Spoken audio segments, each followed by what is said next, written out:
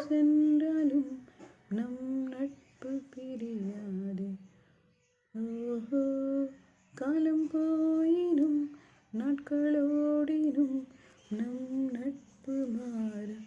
முதன் முறை நம் பார்த்த அந்த நாட்கள் நினைத்தாலும் வராத அந்த நேரம். கிடைக்காதோ மீண்டும் அந்த காலம் பிரிந்து செல்கையிலே.